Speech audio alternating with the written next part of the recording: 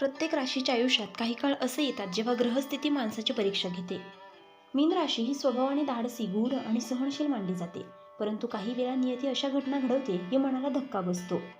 मीन राशीच्या आयुष्यात असा टप्पा सुरू होऊ शकतो ज्यात घरातील वातावरण अचानक बदलू शकते. लहानशा गोष्टीवरून मोठे वाद निर्माण होण्याची शक्यता आहे.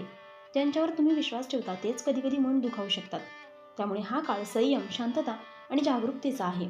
नंबर 1 आहे, घरात अचानक वादाची ठिणगी पडू शकते. मीन राशीच्या आयुष्यात घरातील वातावरण सूक्ष्म पण महत्त्वाचा बदल जाणवू शकतो. काही दिवसांपासून घरात जे बोलले जात नव्हते, जे मनात दडले होते, ते अचानक बाहेर येण्याची शक्यता आहे. अनेकदा असे होते की छोट्या कारणावरून मोठा वाद निर्माण होतो. एखाद्या साध्या विषयावर चर्चा सुरू होते आणि काही क्षणातच जुने विषय, जुन्या तक्रारी आणि मनात साठलेले राग समोर येतात. या काळात घरातील एखाद्या व्यक्तीचा आवाज चढू शकतो, शब्द कठोर होऊ शकतात आणि वातावरण तापू शकते.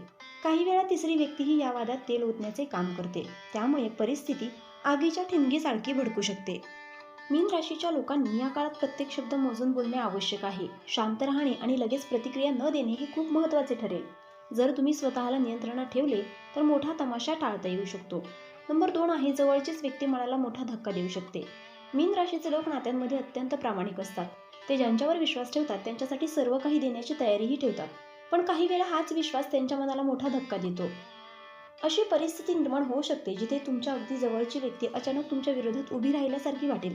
कदाचित ती व्यक्ती आधीपासून काही गोष्टी मनात ठेवून होती. कदाचित तिला एखाद्याने भडकवले असेल किंवा कदाचित तिला तुमच्या काही गोष्टींचा गैरसमज झाला असेल. पण जेव्हा ती व्यक्ती तुमच्याशी कठोर शब्दात बोलते किंवा तुमच्यावर आरोप करते, तेव्हा तुम्हाला आतून खूप दुःख होऊ शकते. अनेक मीन राशीच्या लोकांना या काळात मी इतकं केलं तरी असं का, असा प्रश्नही पडू शकतो. पण लक्षात ठेवा, प्रत्येक व्यक्तीच्या मनात वेगळी कथा चालू असते. त्यामुळे लगेच निर्णय घेऊ नका. वेळ दिल्यास अनेक गोष्टी स्पष्टही होतात. नंबर 3 आहे, कुटुंबातील 2 व्यक्तींपासून विशेष सावध राहा. या काळात 2 प्रकारच्या व्यक्तींकडे विशेष लक्ष देणे आवश्यक आहे.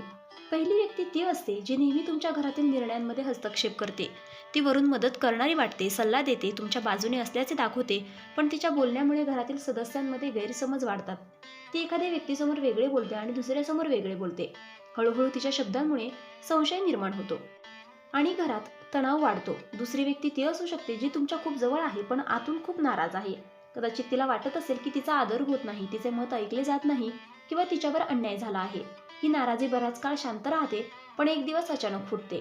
त्या क्षणी ती व्यक्ती अनेक गोष्टी एकदम बोलते आणि त्यातून मोठा वाद निर्माण होऊ शकतो.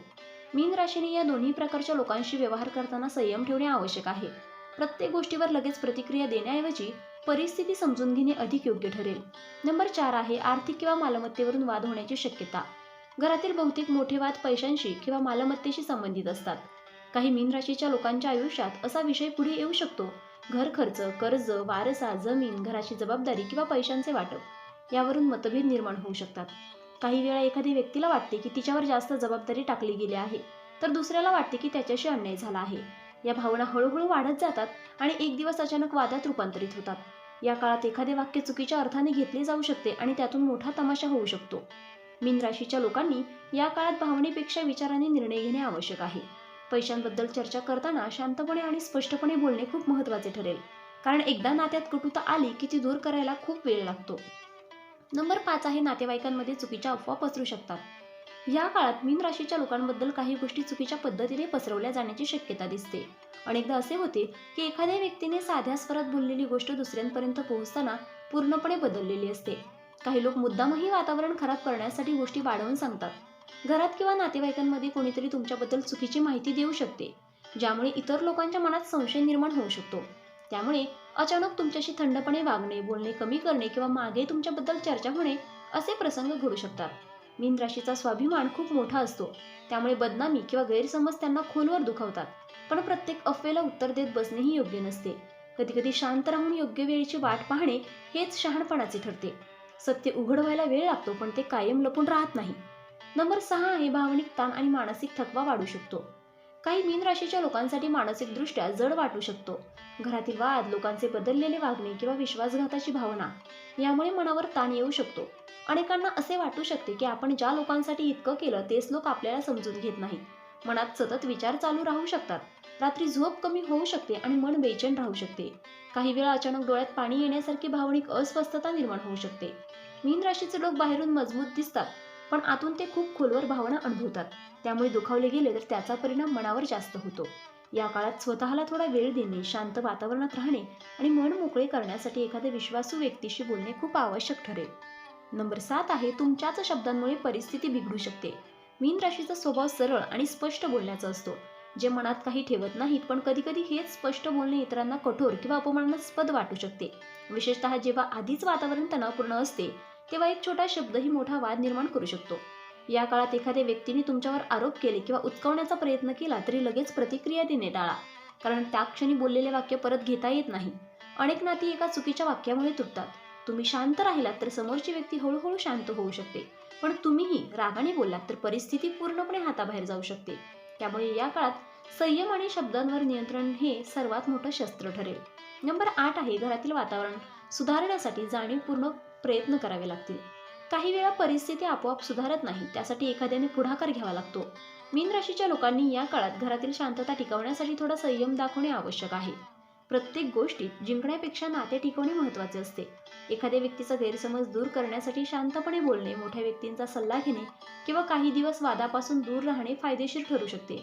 घरात धार्मिक किंवा सकारात्मक वातावरण निर्माण केल्यासही मन शांत होते.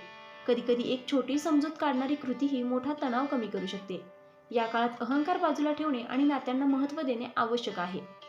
नंबर 9 आहे, या काळातून मोठा जीवनधडा मिळू शकतो. जीवनात काही घटना अशा असतात ज्या त्या क्षणी खूप वेदनादायक वाटतात, पण नंतर त्या आपल्याला मोठा धडा देतात. मीन राशीच्या आयुष्यात हा काळ तसाच असू शकतो. या काळात तुम्हाला लोकांचे खरे स्वभाव दिसू शकतात. कोण तुमच्या सुखात आहे आणि कोण फक्त तुमच्या जवळ राहून फायदा घेत आहे हे स्पष्ट होऊ शकते. काही नाती दूर जाऊ शकतात, काही नाती अधिक मजबूत होऊ शकतात. सुरुवातीला हा अनुभव कठीण वाटेल, पण याच अनुभवातून तुम्ही अधिक शहाणे आणि मजबूत बनाल.